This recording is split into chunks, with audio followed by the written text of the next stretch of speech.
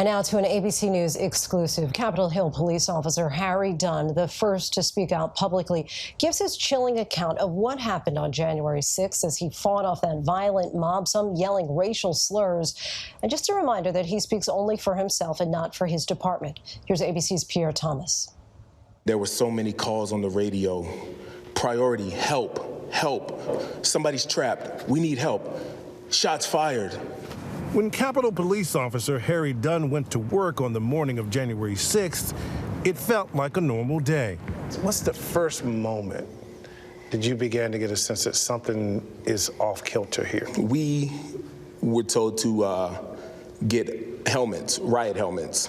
That was new. But no sense that all hell could break loose. Correct, correct. Then the 13-year veteran seen here watched as the crowd of thousands closed in on the east side of the Capitol.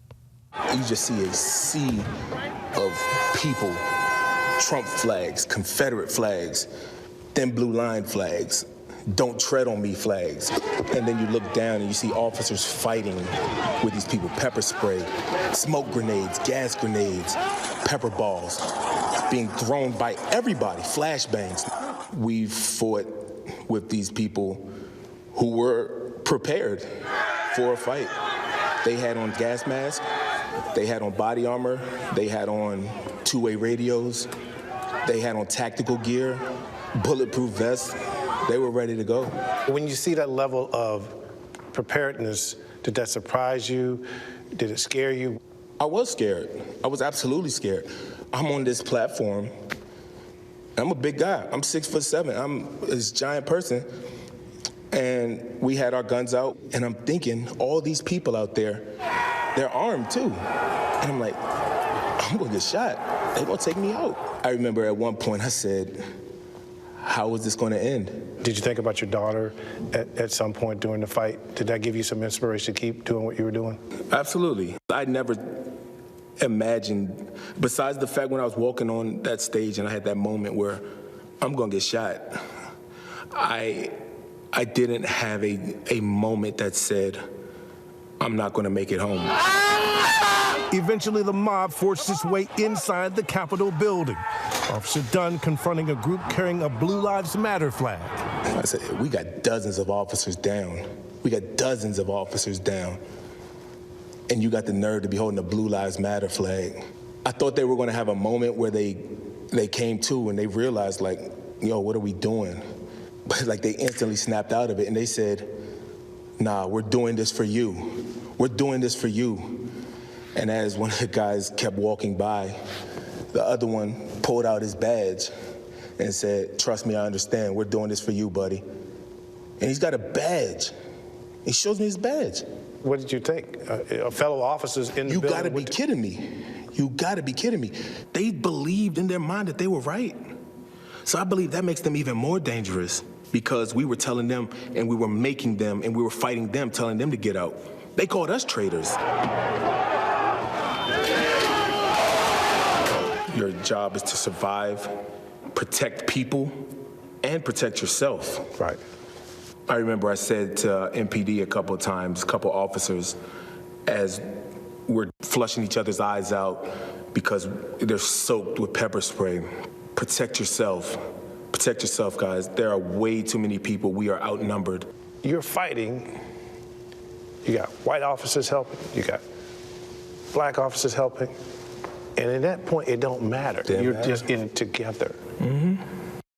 Exhausted, Officer Dunn tried reasoning with a large group of protesters approaching a hallway he was guarding.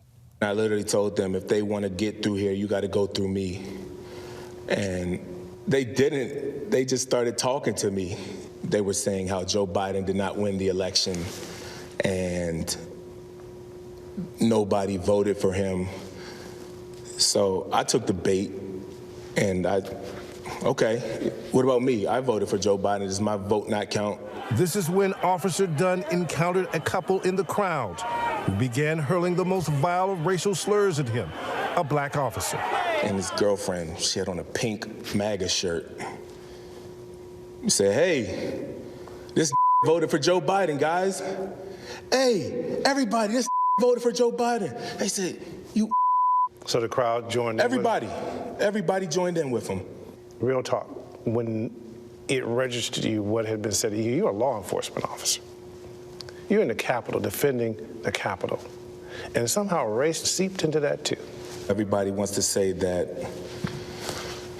it was about politics and everything, but it was a large number of people in that crowd that were racist. There are two images that I've been thinking about. One is, we mentioned John Lewis, who is a man of great integrity. We all revere him. And you had an experience regarding that iconic figure. What happened with that? Outside of Steny Hoyer's office in the Capitol, it's a tribute to John Lewis. It's a stand with a poster. That mural was destroyed. They ripped it in half once. They picked it up and they ripped it again and again, and it was in pieces. It was deliberate. The American flag stayed up, but that mural to John Lewis was destroyed. And you can't tell me that that isn't racism. You cannot tell me that. Did the people who were there tell you why they were there? We're stopping the steal. According to them, they were doing it for us. They were doing us a favor. According to those terrorists. You're very precise. You use the word terrorist. Absolutely. Absolutely. It wasn't just a mob or a bunch of thugs, you know. They were terrorists. They tried to disrupt this country's democracy. That was their goal. And you know what? Y'all failed.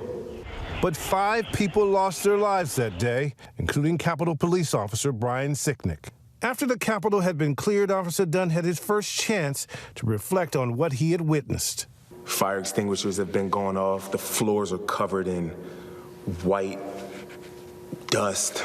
It's just a cloud of smoke, water bottles, broken flagpoles. Everything in the rotunda just laying there on the floor. The rotunda. The rotunda. The pinnacle of the American democracy. And all this stuff is there. And I sat down with a good friend of mine, and I looked at him, and I said, what the hell happened? I just started to cry. Just everything that happened just hit me at once. And I told him, I got called a couple dozen times today, protecting this building. Is this America? They beat police officers with Blue Lives Matter flags. They fought us. They had Confederate flags in the U.S. Capitol. They stormed the Speaker's office. They went through their sensitive documents. They were trying to assassinate the Vice President in the Capitol. What's the gamut of emotions? I've got angry. I got sad. I got hurt. Even just during this interview, I'm getting angry now, but I don't mind talking about it, and that's how I get through it. In the days following the insurrection, we all felt like we had each other's back even more. When you go through something that traumatic, nobody knows what you've been through except the people that went through it with you. And even then, they don't fully know, because a lot of my white officer co-workers, they didn't get called a. So we all fought the same battles, but they were different. Dunn has nothing but praise for his fellow officers, including Eugene Goodman, who was seen on camera shielding the unguarded Senate floor and directing Senator Mitt Romney away from that mob of protesters. Eugene Goodman. Eugene. Tell us about Eugene Goodman. Good dude, humble guy, funny guy, great person to work with, great person to be around. You weren't surprised that he acted the way he acted? Not at all. There were dozens of Eugene Goodmans that day, dozens. Eugene got caught on camera, and I'm not surprised that he did the right thing, the brave thing, the heroic thing. He deserves everything that he's getting. But there were so many Eugene Goodmans that weren't caught on camera that day, and I'm proud to work with them. A lot of officers there have not gotten their due recognition. Such a powerful interview. For more now, let's bring in our Pierre Thomas. And Pierre, Officer Dunn's words were quoted during Trump's recent impeachment trial, but at the time they were anonymous. They were indeed. He was the mystery officer. After thinking about this quite some time, Lindsay, he finally decided that he wanted to go forward. He got approval from his department, and he told a story that still breaks his heart. He's still angered by it, but he believes that the world needs to know what truly went on inside that building. Yeah, heartbreaking indeed. And Pierre, Officer Dunn is the first Capitol Hill police officer to speak publicly using his name. This has got to be tough for all the officers on the front lines. They're still healing, Lindsay, and he made it clear that every day he thinks about this in some fashion. This is something that he has to live with, and also something that he believes that the country eventually is going to have to come to grips with, Lindsay. Pierre Thomas, our thanks to you. Thank you. And you can catch more of this interview on ABC's primetime series Soul of a Nation, airing on ABC Tuesdays at 10 p.m. Eastern, starting in March. Hi, everyone. George Stephanopoulos here. Thanks for checking out the ABC News YouTube channel. If you'd like to get more videos, show highlights, and watch live event coverage, click on the right over here to subscribe to our channel. And don't forget to download the ABC News app for breaking news alerts. Thanks for watching.